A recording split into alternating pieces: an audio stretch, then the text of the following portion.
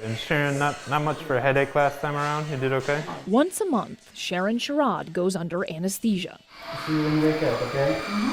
To get a pulse of electricity to her brain, powerful enough to cause a seizure. Ready? We're treating. Treating now.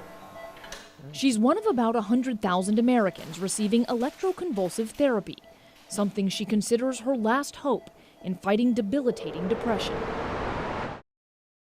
This is one of my favorite pictures right after I became a mom. For much of the past 2 decades, that depression consumed Sharon's life. Every medication would eventually fail me. I love my son more than anything on this earth, and there were times that I couldn't be there for him. I mean, you don't know what to do if you've never dealt with depression or anything, and I'm trying to help her feel better, and some days, I don't care what you do, nothing's going to work. Eventually, she saw just one way out. I became suicidal. I felt like it was the most logical thing to do. I had tried everything. But before she went through with her plan, she turned to her family and her doctors. My doctor told me that we had done all that we could do. It was time for me to consider ECT. And I burst into tears. And I was very afraid. It does work when other things don't. Dr. Jacob Feigl is the medical director of Duke's electroconvulsive therapy program.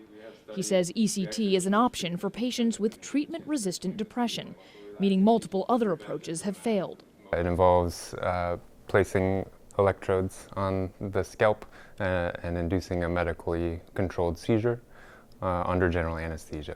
Patients receive the treatment several times a week until they enter the maintenance phase, getting it about once a month. I'm gonna go ahead and put this cuff on your leg.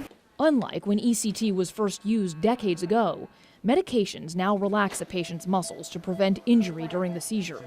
A cuff stops that medication from getting to 1 foot, and we can see it move.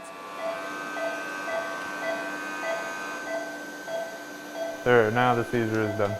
The whole process from start to finish takes about a minute and a half. And that's it. Within the hour, Sharon is headed to lunch. I feel pretty tired and I have a migraine, which is not unusual. But emotionally, I feel really good right now after my treatment, and I just feel much better than I have the past few days.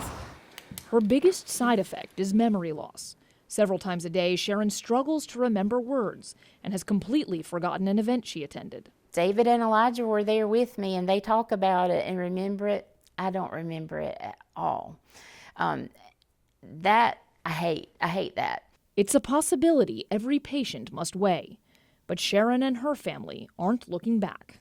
Is it worth getting the ECT despite losing some memories? Oh, absolutely. I could lose my life or my memories, and I chose to lose a few memories and continue living. Maggie Newland, CBS 17 News.